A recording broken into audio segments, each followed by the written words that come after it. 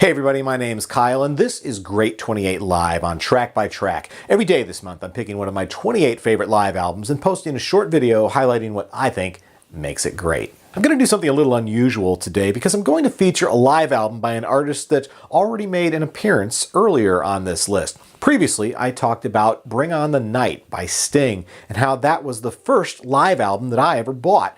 Honestly, in my mid-teens, that was a great one to go with. Today, I'm looking at All This Time, Sting's second full-length live album, recorded 15 years after Bring On the Night, and at a point when Sting was 6 albums into his solo career. From a performance perspective, All This Time is definitely excellent. As usual, Sting has surrounded himself with a variety of extremely talented players.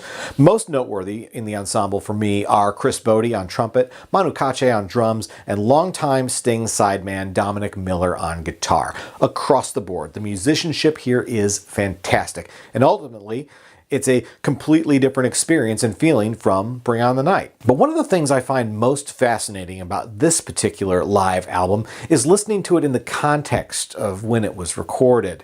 When Sting set out to record All This Time, he invited all the musicians to his home in Italy to rehearse and then perform there in front of a small, intimate audience of family, friends, and fans. The concert itself took place on September 11th, 2001. As the band was finalizing details for the evening's performance, news of a terrorist attack in New York came through, and the group had to decide how or if they should even proceed following such a global tragedy. Unsure if they could go on under such a cloud of despair, they decided to test the waters with the one song that seemed the most appropriate in that moment and on that day. So Sting and his band took to the stage and proceeded to play his 1988 Nothing Like the Sun track, Fragile. It's hard to imagine a more poignant song with lyrics that seem to speak to the very events of that day and the prophetic line, "Nothing comes from violence and nothing ever could." Following that unplanned opening number, the band does indeed decide to press onward, and what we hear as the set list progresses is a group of musicians collectively grieving and coping with the unimaginable. It takes several songs for the band to really begin to loosen up a bit, shall we say. They keep things pretty mellow during the first 3 tracks, but things start to change on the album's title song.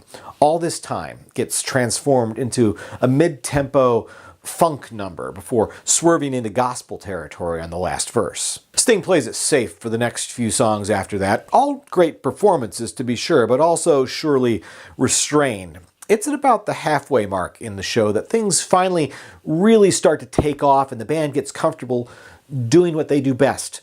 And the moment that things change, it's palpable. Specifically, it's the almost raunchy trombone solo on Roxanne that's the turning point. You can tell right then and there that the band is feeling it, that feeling of, okay, we can do this. On this day, we can do this. From there we get a fun and funky take on If You Love Somebody, Set Them Free, and it's clear that Sting has literally found his groove. After that we get a bold and bluesy version of Brand New Day. Now I have to say, I've never really liked this song much, but here in its very Ray Charles-esque reinterpretation, I have to say I'm sold. So much better than the original version, in my opinion. The rest of the set list is made up of solo hits like Fields of Gold and If I Ever Lose My Faith in You, as well as Police favorites like Don't Stand So Close to Me and Every Breath You Take. Again, the performances are all uniformly great, and you get a real sense of intimacy from the small size of the audience and the venue, but you also get a sense of reverence throughout the show.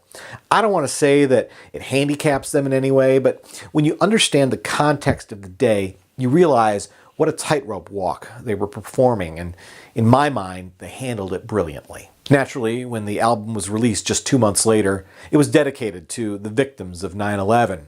And although it's not technically a September 11th tribute album, it almost serves as one by default.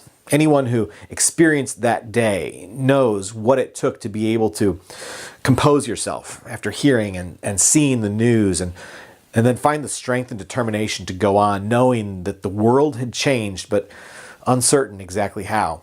Sting did that in front of an audience, in front of cameras even. In addition to the album, he released a documentary and concert video of the day, which is well worth seeing. It brilliantly captures what begins as an ordinary day for everyone involved, but ends up becoming unforgettable. All This Time by Sting. Today's entry in the Great 28 Live. That's it for today's episode. As always, I'll try to include Amazon ordering links in the description below if you want to add any of the music that I've featured to your collection. And before you go, please take a second to click subscribe so that you don't miss the next episode of Great 28 Live, as well as many more videos to come. Once again, my name's Kyle, and this has been Track by Track. Thanks for watching, and I'll see you next time.